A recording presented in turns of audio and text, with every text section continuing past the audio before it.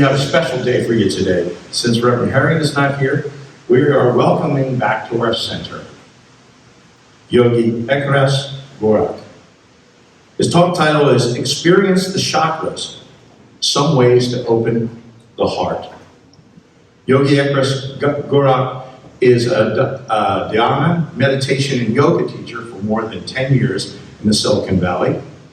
He teaches at the Living Deeply Foundation, where he has developed practical studies and guides based on the Bhagavad Gita and the Vedanta philosophy, bringing this ancient wisdom into practical language.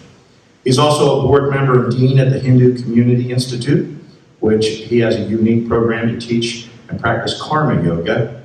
He's an author of several books, and his forthcoming book discusses the relevance of karma yoga in the age of destruction and distraction. He lives in the San Francisco Bay Area. He's been with us before. Him and his family live here and is frequently invited to speak at events, conferences on the practices of philosophy, of yoga, and Hinduism. We're so happy to have him here today. So can't wait to hear his word and share his divine inspiration.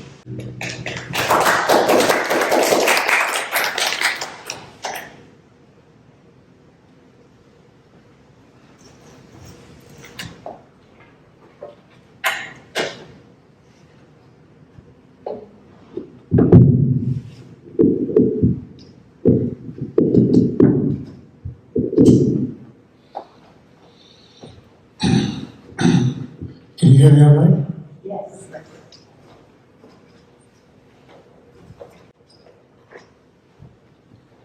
Namaskar. I'd like to begin by asking you to just bring your attention to the heart and pay attention to everything that's going on there. So we'll sit for maybe a couple of minutes paying attention there. We're going to chant Om. I will chant it and you can chant along. Just bring your palms together in this mudra. So pressing the palms together, the palms are touching gently, the fingers are touching gently. The back of the thumbs is gently touching the chest, just touching. Just hold it right here. Close your eyes, keep your back straight but not stiff. The back, neck and head in a straight line. Let the tongue fall to the bottom of the mouth. The eyes are gently closed. The expression on your face is relaxed. Now bring a quarter moon smile to your face. Hold the smile. As you inhale, travel in with your breath. With the smile, travel all the way to your heart. Now bring your attention to the hollow space between the palms. Hold it right here. Let the breath be comfortable and long, inhaling and exhaling. Pay attention to any vibration, any sensation, any energy that you're feeling in your palms. Just pay attention. As we chant Om 3 times, keep your attention right here. We're going to chant Om 3 times. Exhale completely. Take a slow, deep breath. Inhale.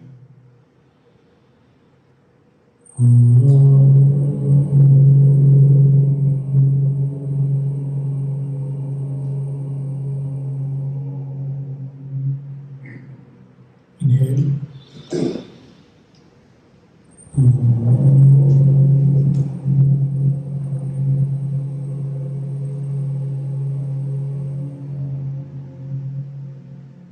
Inhale.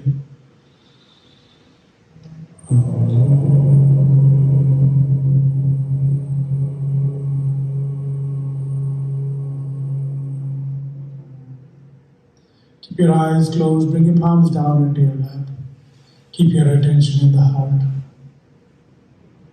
Pay attention to any vibration, any sensation, any pulsation, any sense of energy or space.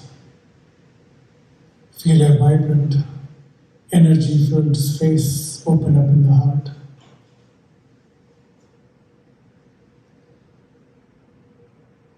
heart filled with love, filled with a connection to the divine and a connection to each other. Feel that vibration in your heart.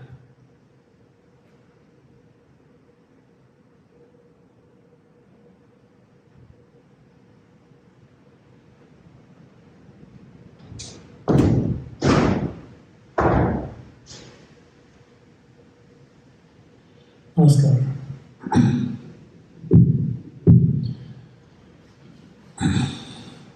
So I have to understand that you have been discussing chakras over the last the full year so far. So I'm going to not describe the theory as much as I'll give you an introduction to myself and my own practice, my own journey as a yogi. And then I'll talk a little about the experience itself of chakras, the experience of that energy itself, and then a few practices that have helped me with cultivating the heart. I was born in India and to a religious and devout family. My father was especially spiritual and religious, spending 2 hours every morning before work. Very hard-working man, but every morning he would spend 2 hours at the altar, doing his prayers and chanting, and very loving, very kind man, and very hardworking. So I learned devotional chanting from him as a little child, and then I walked away from it because as every child grows up, you try to find your own way. And then on TV in India, this is 1980s, there would be yoga programs and meditation programs, and I would watch those and learn to practice my own. I developed my own practice of meditation as a child. Even in several family photos, I was surprised to see a few years ago when I looked at those black and white photos. I'm sitting there cross-legged with my eyes closed and my hands in this mudra. So I guess I've always been like this, is the point. So at my MBA program, as soon as I entered, this was my first time away from my family, then I started reading books on philosophy. And I hadn't read much about Hindu and Indian philosophy as such at that time. And I happened to actually borrow a book from the library, which was interesting. Then I went to a bookstore and bought a book on meditational practices. I didn't know what I was buying, I just bought a book. And then from that book, I learned meditation. And for the next decade or so, that's the practice that I followed.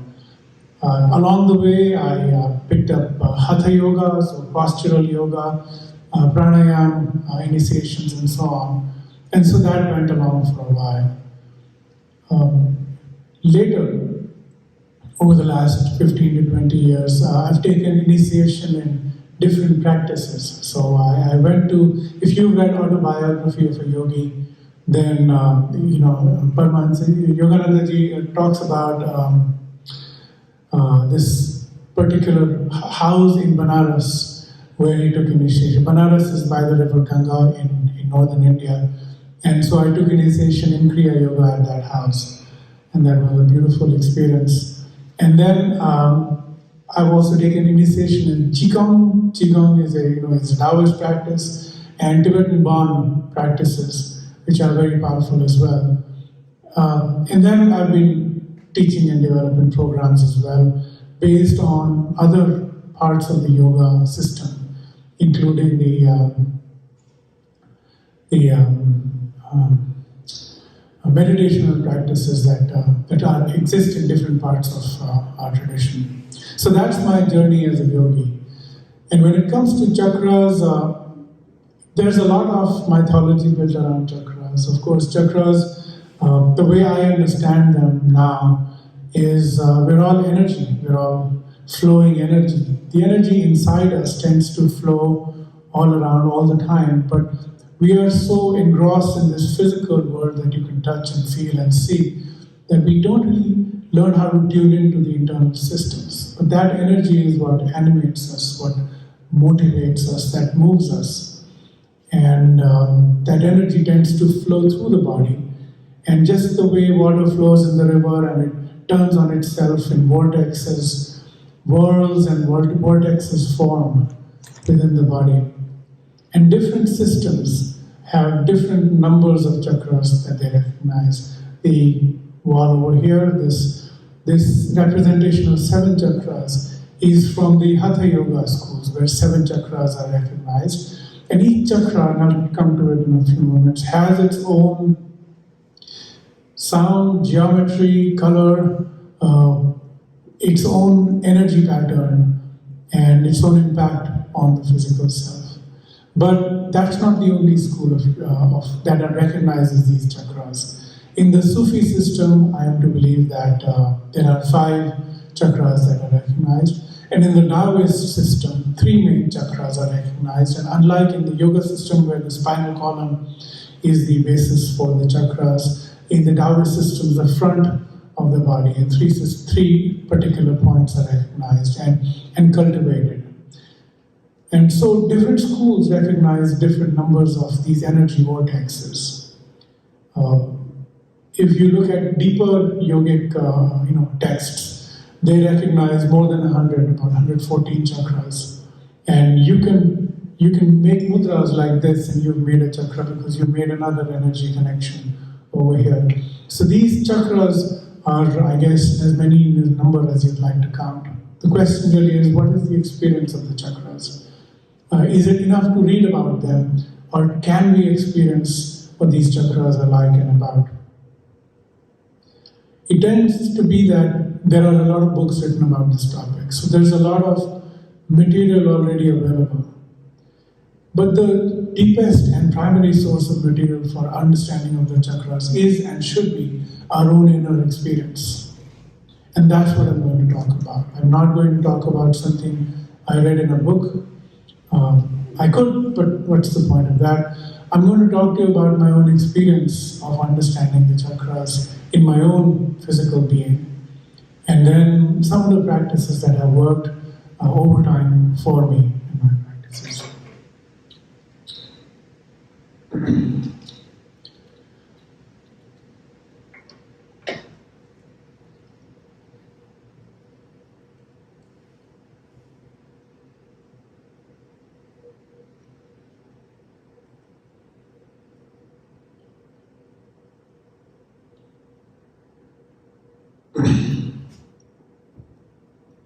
The experience of energy flowing inside ourselves is always present. It's at the base of our experience. When you chant Om, for example, we didn't do this practice today, but I'm sure you have done previously, or I'm happy to come back and guide through that. But when you chant Om, the experience of Om itself leads to a place where there is nothing but the sound. The entire world inside and outside has dissolved away. And it isn't clear whether the sound is generating from us, or we are emanating from that sound. It becomes indistinguishable in that state. And so the underlying experience of energy flowing through ourselves is always present. And that experience is, in Sanskrit we call it Satchidananda. Sat is truth. Truth is that which does not vary or change with time or circumstance or context. Chit is consciousness. Consciousness is, of course, what everything exists in. And Ananda. Ananda, of course, is bliss, unconditional and causeless bliss. And that experience of Satchidananda is the base experience of life.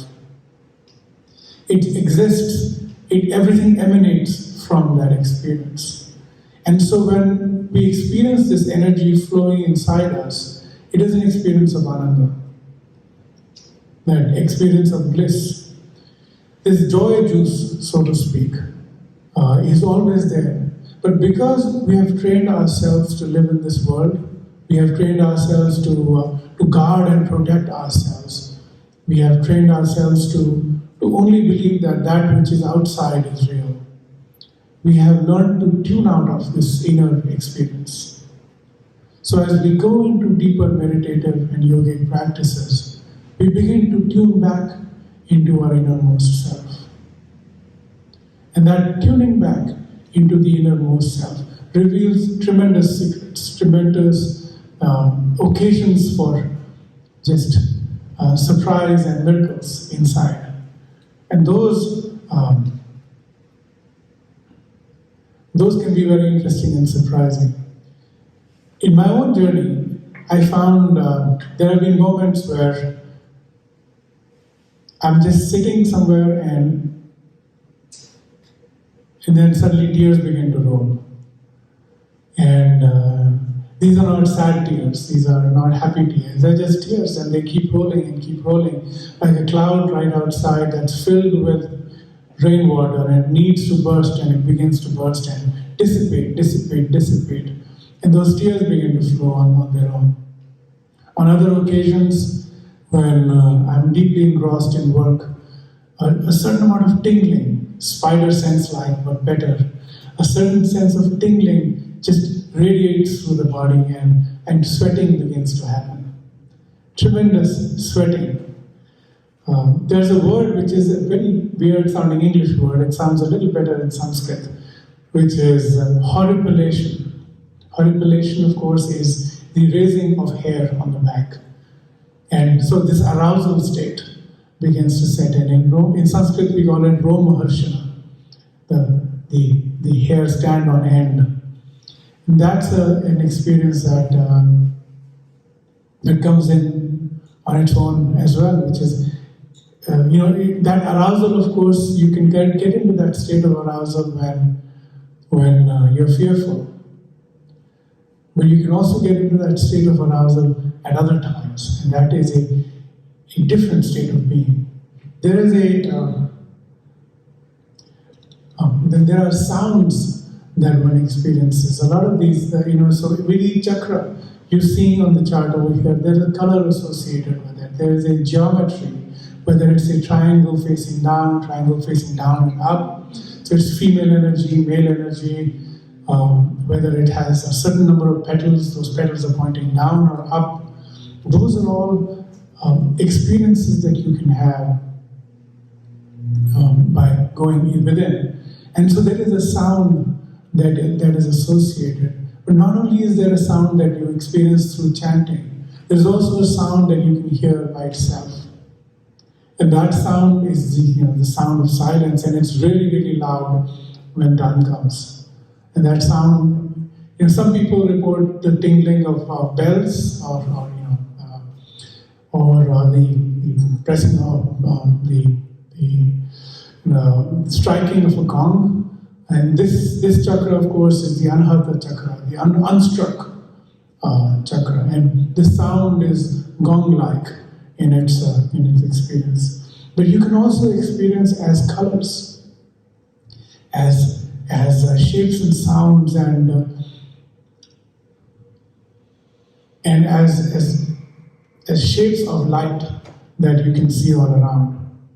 One time, and I'm just describing the different types of experiences of chakras. So the shapes and the shapes and colors is interesting because that used to be my primary practice as a child.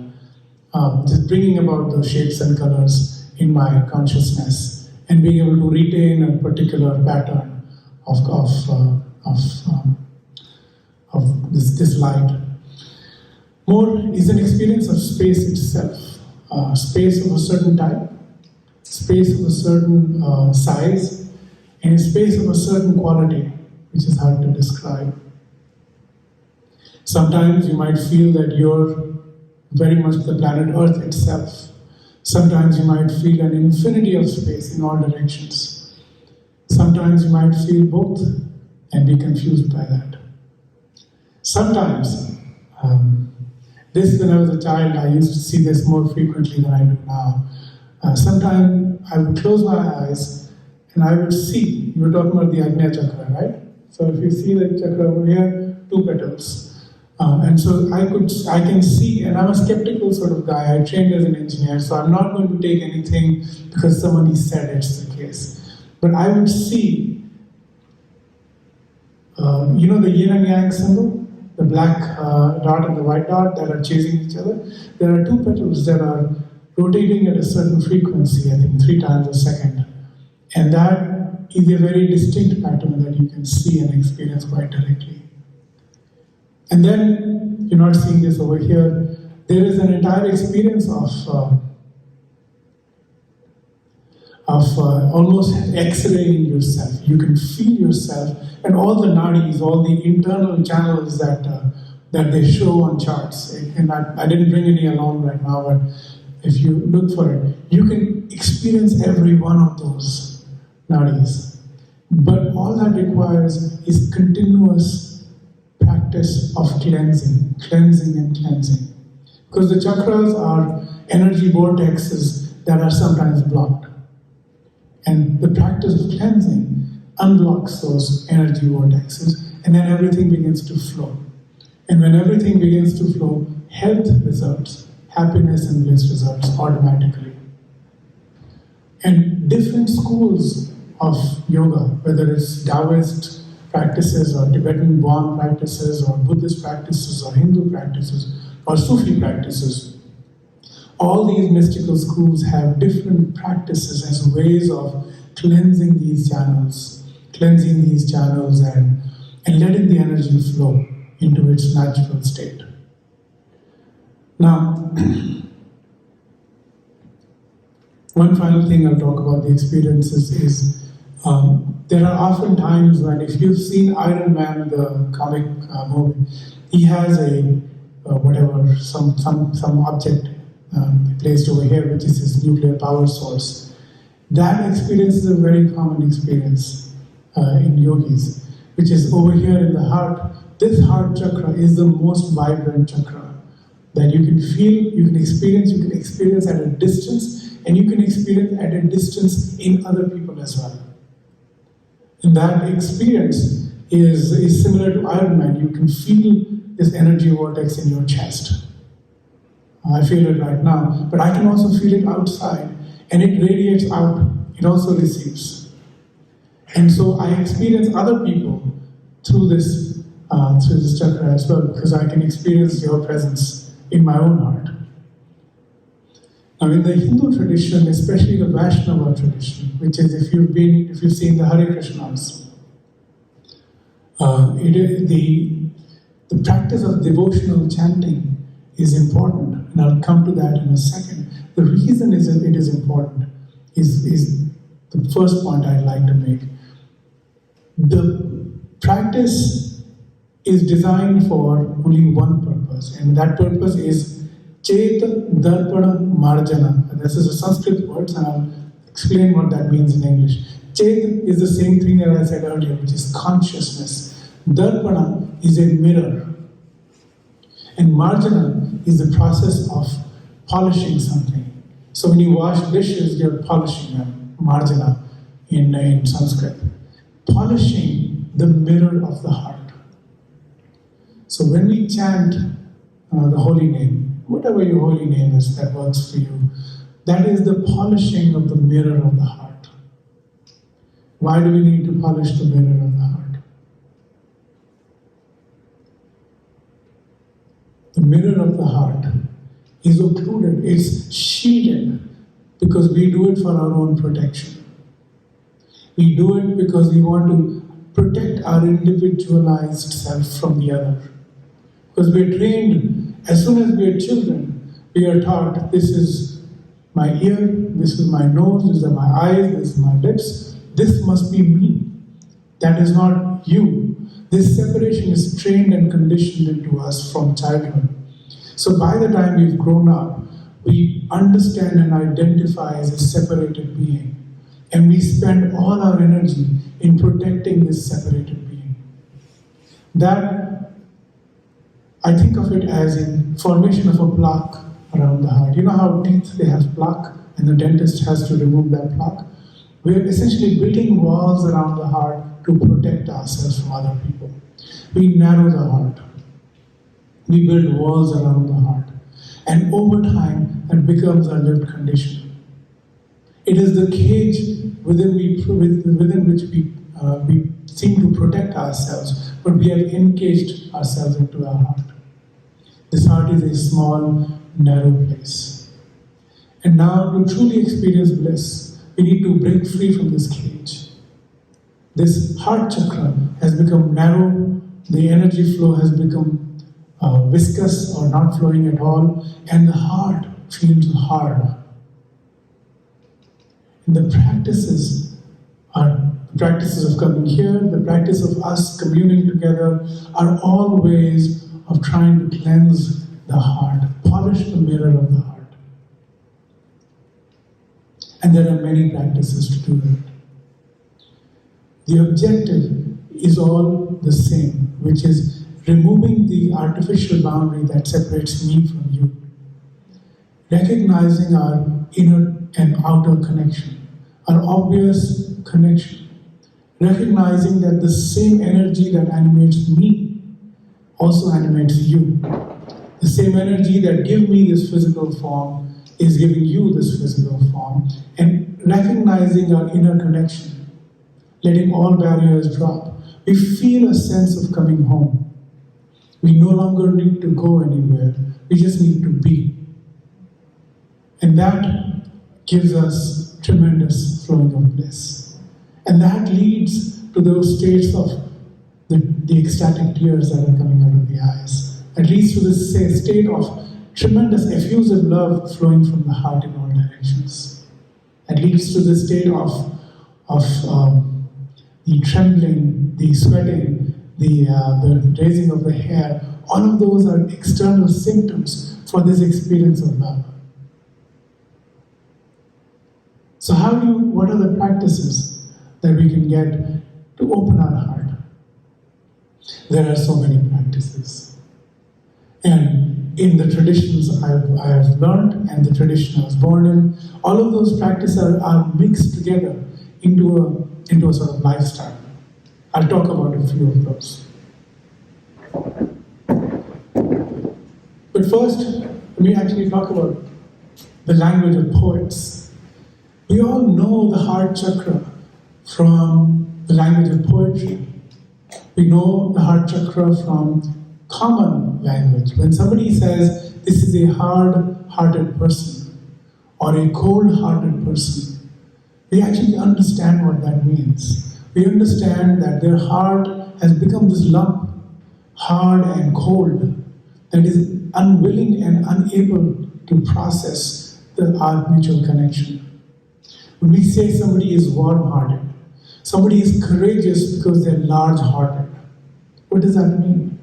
It means that their chakra is open wide and they no longer distinguish between their own well-being and our well-being. They are essentially one with us. And that's why when somebody, so if you're a large-hearted person and I say I like your pen or your hat, you will give it to me because you don't separate between this body owning a hat and that body owning a hat. It's on my body.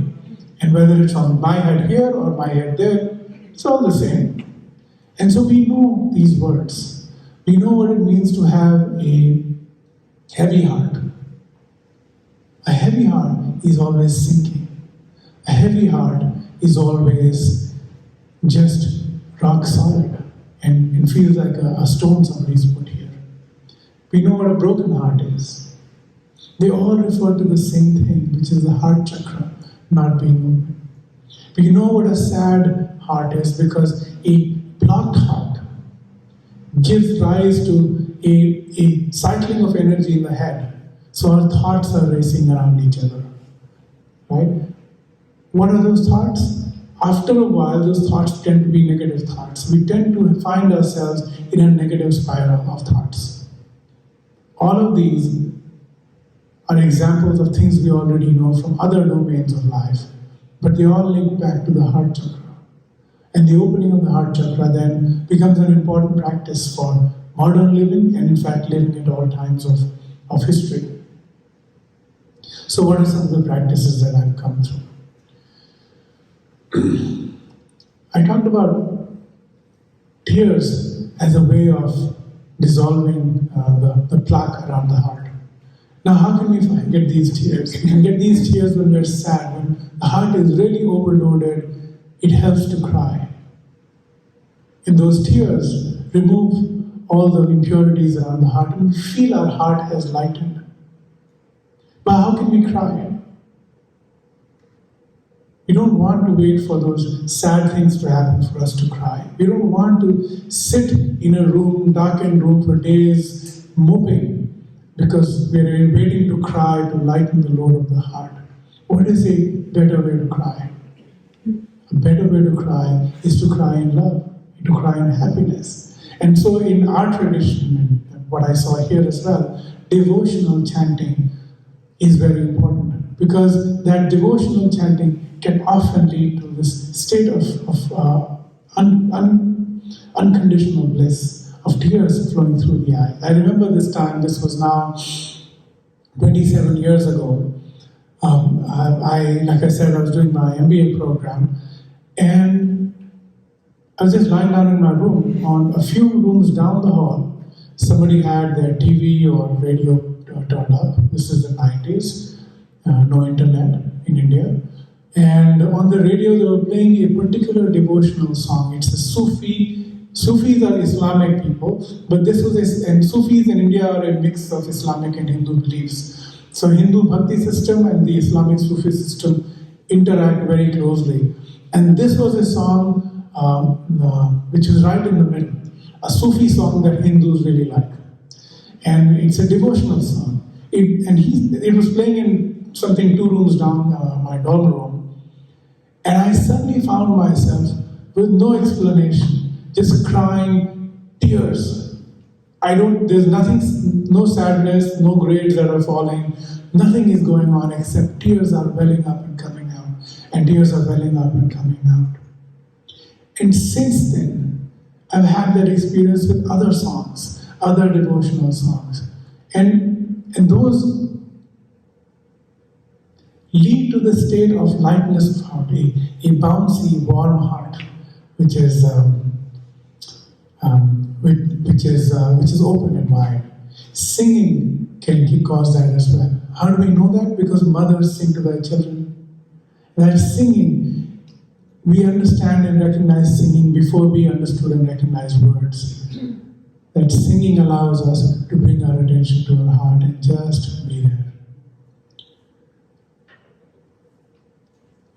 Fire rituals are often used for the same purpose. If you've actually sat at a fire ritual, you will feel that your heart has opened up. So in the Hindu tradition, we have, some parts of the Hindu tradition, we have Sundays are the days of the fire rituals where we'll sit. But you probably experience that at a bonfire as well. But sacredness is important because it sets the mood and the context for that. So fire rituals are very powerful. And then what you feel is the heart itself is on fire in that experience. What else? And then being in the presence of someone sacred, a guru, for example, can lead to the opening of the heart. Many people experience that as many people that follow their guru and really love their guru have that experience where they feel that the guru is like the sun radiating out and they're basking in that glory. They can feel that heart. In my experience, people feel the other person's presence before they feel their physical presence. So before you enter a room with someone, you actually know that you're entering a space. You don't know they're there, but you can feel that space. And that can also lead to opening of the heart. In some traditions, for example, when I took my initiation into Kriya Yoga, my guru touched the chakras to transmit and open energies in those chakras. And that is done as well. What are some of the other ways?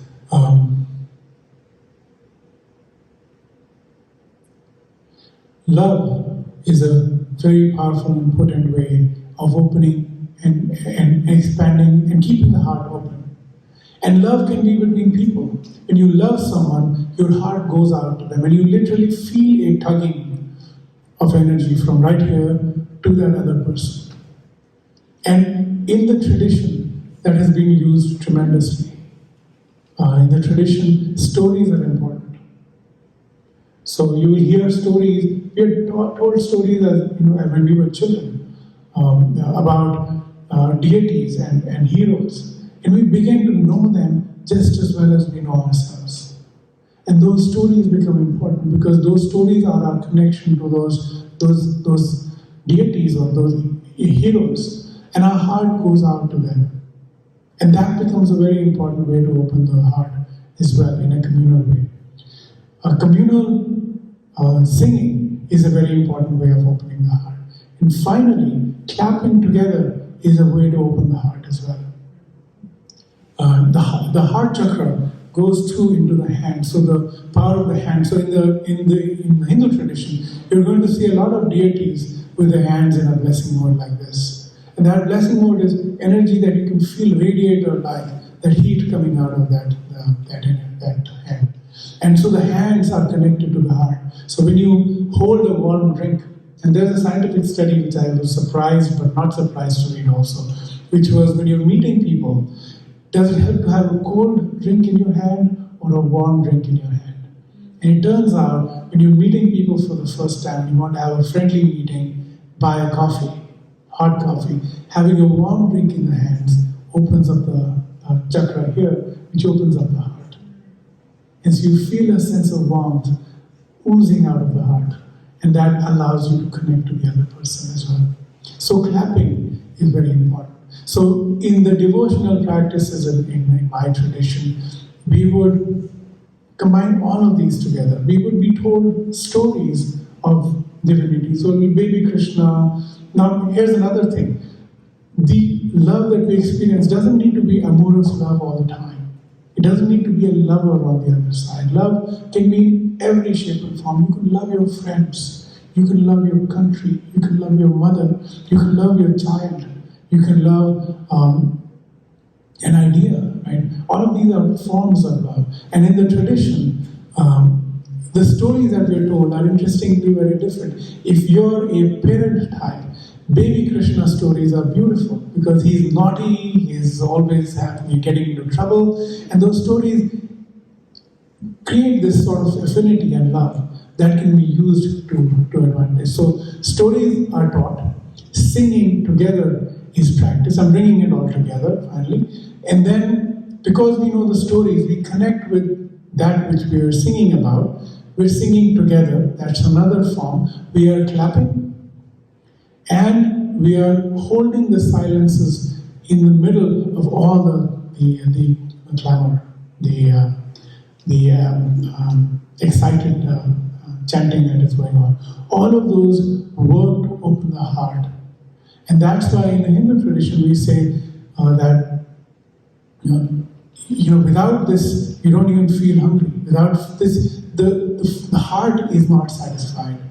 And so you have to keep coming back to these practices to reconnect, reopen the heart, because as soon as we walk out of this building, the heart is going to close again because the conditioning sets in. The separation that we have from other people sets in. The protective shield that we create around ourselves sets in, and the heart once again begins to close. And so the experience of chakra, I've experienced that as the flowing of sort of a viscous, warm liquid flowing through my veins. I can feel the blood flow. I can feel that energy and warmth flow. And I experienced the blockages as well. Over the years and decades of being a yogi, I now know a little bit more about my body. When I have food that I don't like, I'm vegetarian, I've never had alcohol, so but even within that narrow range of food items, if I have food that makes me angry or aggressive, then my heart begins to not feel good. I feel a sense of blockage. And then I have to go back to my practices to open the heart again. And so all of these lead to a system of living. All of these lead to a system of practices that all you want to do is be in that state. Finally, satsang, the company of like-minded people, is highly rated in our tradition for opening the heart, as you are And so I thank you for welcoming me with open hearts and open arms into your satsang. And I hope this has been a useful practice. Thank you.